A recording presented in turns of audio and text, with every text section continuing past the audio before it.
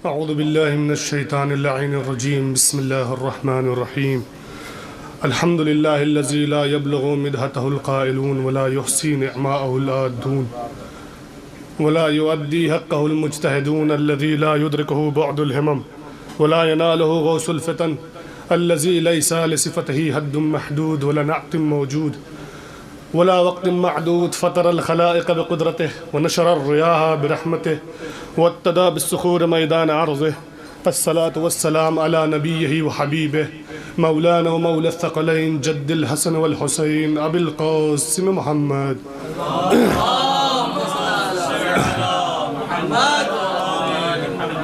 अम्मा बाद फ़क़द क़ाल रसूलुल्लाह सल्लल्लाहु अलैहि वालिहि वसल्लम मसलु अहल बैती कमसल सफ़ीनत नूह। सल्लल्लाहु अलैहि मोहम्मद व आले मोहम्मद पर।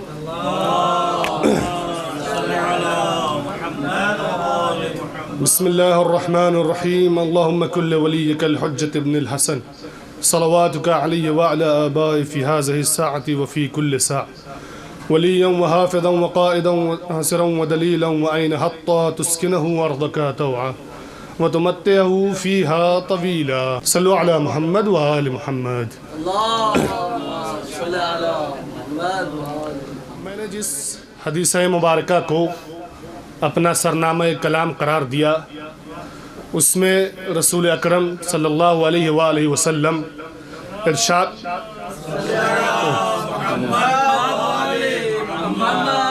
इरशाद फरमा रहे हैं, मेरे अहले बैत की मिसाल सफ़ीना नूह जैसी है। बेशक बेशक। जो उस पर सवार हो गया निजात पा गया, जिसने उससे रूगर्दानी अख्तियार की वो गुमराह बर्बाद हो गया। देखें, ये बात वाज़े है कि रसूल अल्लाह के दौर में, रसूल अल्लाह के दौर तक दीनों दुनिया की सआदतें, दीनों दुनिया की क़यादतें, दीनों दुनिया के रहनुमा तकसीम नहीं थे। जो दीन का रहनुमा था वही दुनिया का भी हाकिम था, जो दीन वाले थे वही दुनिया वाले भी थे। लेकिन रसूल के बाद दीनों दुनिया की क़यादतें तकसीम हो गई, दीनों दुनिया के स्कूल तकसीम हो गए। दुनिया के स्कूल कॉलेज देख लें, दुनियावी हौज़ात को देख लें, दोनों में तकसीम बंदी हो गई। खुसूसन ज़ाहिर आजकल अंग्रेज़ों के दौर में दुनिया की तरफ रहनुमाई करने वाला कोई और है, आखिरत की तरफ रहनुमाई करने वाला कोई और है। उसी तरह रहनुमा की भी दो किस्में हैं। एक वो रहनुमा जो खुद पसंद होता है, जिसे सिर्फ अपने आप से मतलब है और किसी चीज़ से मतलब नहीं होता, कौम व मिल्लत से कुछ लेना देना नहीं है, वो कहाँ जा रही है कहाँ जाना है उसे। एक हाकिम वो होता है जिसे अपने से कुछ लेना देना नहीं होता, उसे कौम व मिल्लत की फ़िक्र होती है, वो कौम व मिल्लत की फलाह व बहबूद के लिए काम कर रहा होता है। ये तकसीम बंदी हम गैर मासूम तक महदूद है, लेकिन ये तकसीम हम मासूम के बारे में नहीं कर सकते, इसलिए कि मासूम खुद पसंद नहीं होता, इसलिए कि मासूम अपने लिए कुछ नहीं करता, वो सिर्फ और सिर्फ अल्लाह की तरफ से कौम की हिदायत के लिए आया हुआ होता है, जिसके लिए कई जगह पर अल्लाह ने कुरान मजीद में रसूल के लिए इरशाद फरमाया। सूरह तौबा में खुदावंद आलम ने रसूल के लिए फरमाया, हरीसुन अलैकुम बिलमुअमिनीन रऊफुर रहीम। मेरा हबीब हरीस है। किस चीज़ पर हरीस है? माल दौलत जमा करने का हरीस नहीं है। अगर हमारा हबीब मालो दौलत जमा करने का हरीस होता, अगर मालो दौलत जमा करने पर मुसिर होता तो जनाबे खदीजा से शादी करके उनकी माल पर मसनद लगाकर बैठ जाता, ना कि उनके माल के ज़रिए से इस्लाम को परवान चढ़ा रहा होता।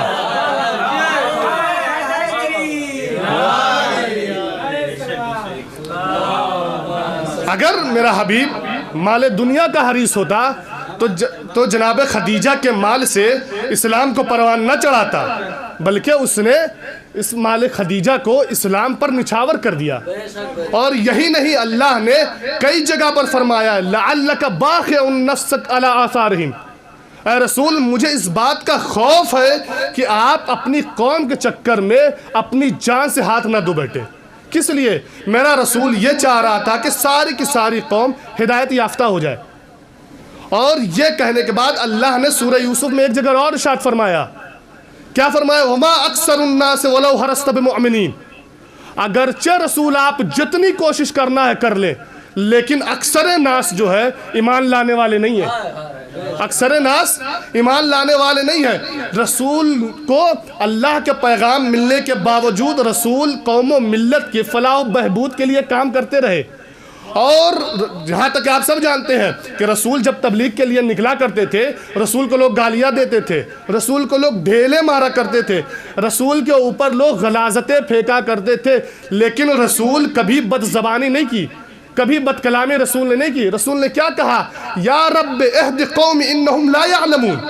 ऐ मेरे परवरदिगार मेरी कौम की हिदायत कर, इसलिए कि ये नहीं जानते मैं कौन हूँ, इसलिए कि उनको इस बात का इल्म नहीं है कि मैं कौन हूँ। लेकिन परवरदिगार, लेकिन रसूल आज़म अपने कौम की फलाह बहबूद के लिए काम करते रहे। ये बात साबित हो गई कि रसूल अकरम जो है अपनी कौम की फलाह बहबूद के लिए काम कर रहे थे, खुद पसंदी के लिए नहीं है। बहुत सादगी के साथ चंद मिनट आपका लूँगा और जहमत तमाम करूँगा। अब एक रहनुमा के अकल दो सिफात उसके अंदर होने चाहिए। मासूम रहनुमा की बात कर रहा हूँ, गैर मासूमिन की बात नहीं कर रहा। उसके अंदर दो सिफात होने चाहिए। सबसे पहली सिफात ये होना चाहिए कि उसके जाने के बाद कौम पर जो खतरात लाहिक होने वाले हैं उससे वो आगाह कर दे। दूसरे, उस खतरात से बचने का तरीका बता जाए, उस खतरात से बचने का तरीका बता जाए। अब जो लोग ये कहते हैं कि रसूल को आने वाले खतरात का इल्म नहीं था, तो मैं उनके लिए एक जुमला कह दूं कि अगर रसूल को आने वाले खतरात का इल्म नहीं था तो वो सब कुछ तो हो सकता है, लेकिन आने वाले नस्लों का नबी नहीं हो सकता। इसलिए कि हमारा अकीदा ये है कि हमारे नबी उस वक्त से नबी थे जिस वक्त दुनिया खल्क नहीं हुई थी, और उस वक्त तक नबी होंगे जब दुनिया ख़त्म हो जाएगी। और हमने ज़ाहिरन पढ़ा है ना कि रहमतुल लिल आलमीन है, दोनों जगह के हमारे नबी हैं। तो हम इस बात का भी इल्म है कि रसूल के पास गैब का भी इल्म था, गैब का भी इल्म है। तो रसूल जानता था कि आने वाले ख़तरात हैं क्या और उससे बचा कैसे जाए। तब लोगों ने सवाल किया है, रसूल आपके जाने के बाद ऐसी कौन सा सैलाब आने वाला है जिससे बचना आसान नहीं होगा? रसूल ने कहा मेरे जाने के बाद ऐसे सैलाब आने वाले हैं कि जिससे बचना इतना आसान नहीं होगा। आखिर है सैलाब कौन सा सैलाब? कहा कि मेरी वफ़ात के बाद ऐसा वैसा सैलाब नहीं आएगा, कुफ्र इस्यान का सैलाब आएगा, शिर्क का सैलाब आएगा, गुमराहियों का सैलाब आएगा।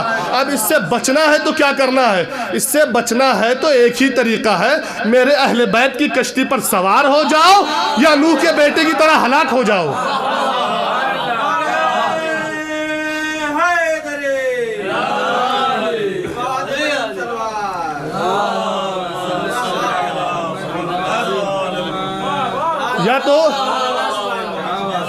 या तो अहले बैत की कश्ती पर सवार हो जाओ या तो नूह के बेटे की तरह हलाक हो जाओ।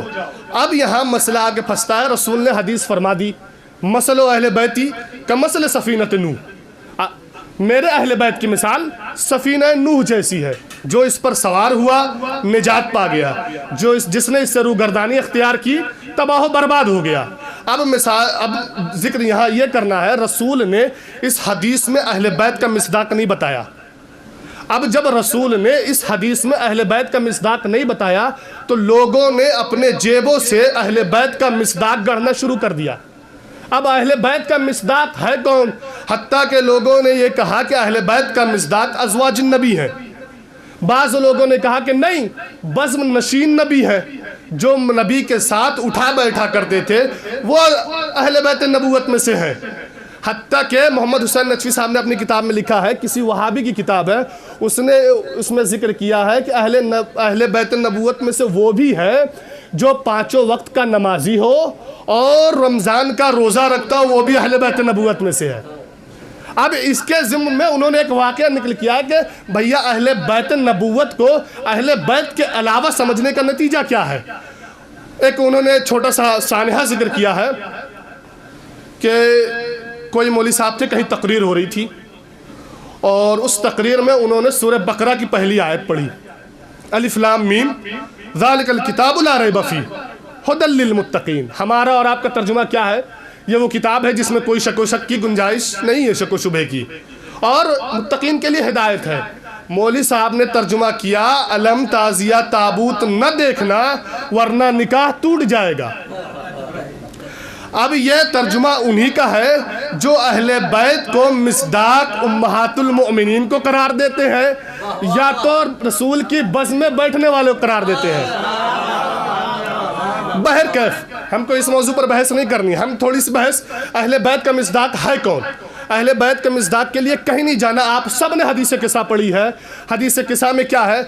रसूल अल्लाह आते हैं, बीबी ज़हरा से चादर मांगते हैं। अब इस वाक़े में इख्तिलाफ है, बाज़ उलमा जिक्र करते हैं कि ये वाक़या कहाँ रूनुमा हुआ। हमको उसमें नहीं पढ़ना कि वाक़या कहाँ रूनुमा हुआ, लेकिन ये बात मुसल्लम है, ये वाक़या रूनुमा हुआ है। अब जहाँ भी रूनुमा हुआ हो, रसूल आए, रसूल आने के बाद जो है उन्होंने बीबी ज़हरा से चादर मांगी, चादर ओढ़ी, लेट गए। थोड़ी देर में हसनैन करीमैन आए, अपने नाना के साथ उसमें शरीक हो गए। थोड़ी देर के बाद अमीर कायनात आए, उसमें शरीक हो गए। बीबी ज़हरा आई, उसमें शरीक हो गई। जब ये सब जमा हो गए, रसूल ने दुआ की, ऐ पालने वाले, ये मेरे अहले बैत हैं, इनसे रिस्क को दूर रखना।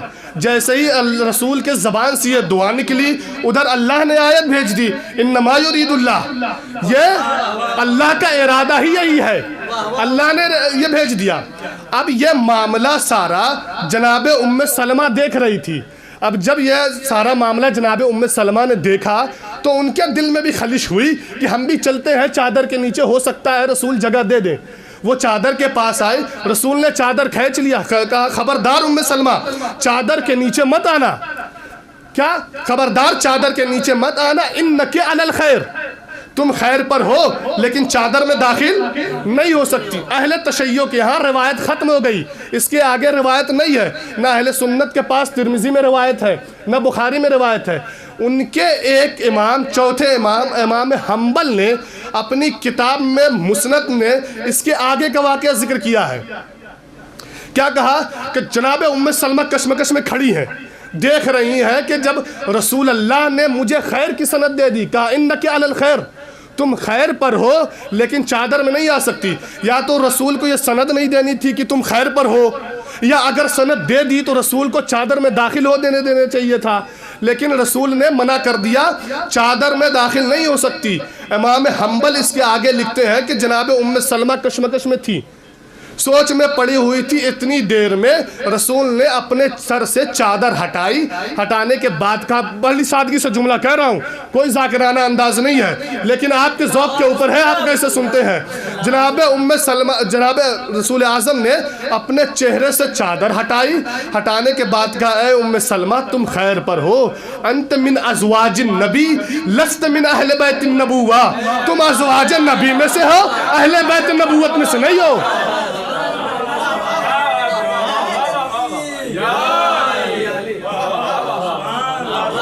सलवात भेजो मोहम्मद वाल मोहम्मद।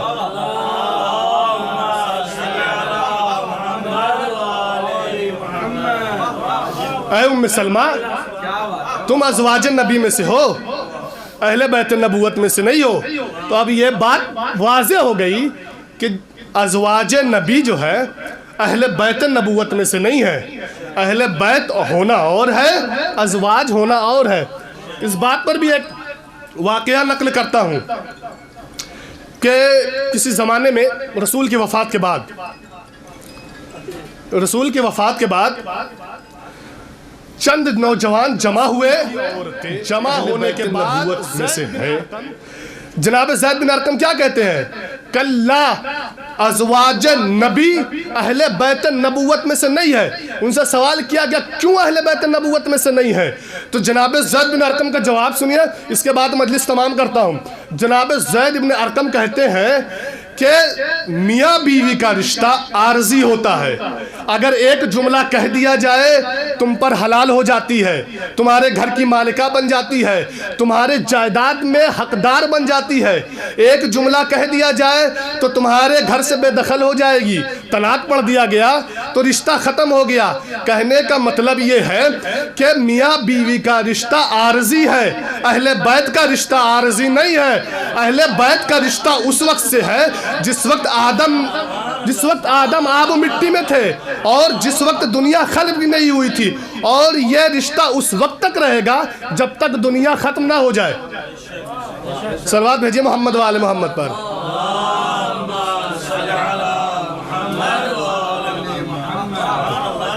यह था कि अज़वाज नबी या जो बज़्म नशीन नबी को कहते हैं कि वो अहले बैत में से थे, ये तो बात साबित है कि वो अहले बैत में से नहीं थे।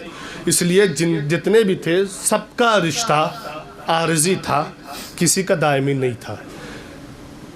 अब यही अहले बैत जिसको रसूल ने कभी कांधे पर उठा के पहचानवाया है, कभी दोष पर बुलंद किया है, हर जगह कभी बस में खड़े होकर के पहचानवाया है। सब पहचानवाने के बाद यही अहले बैत नबूवत जब करबला में पहुँचे, चंद जुमले मसाइब के, असरे आशूर है,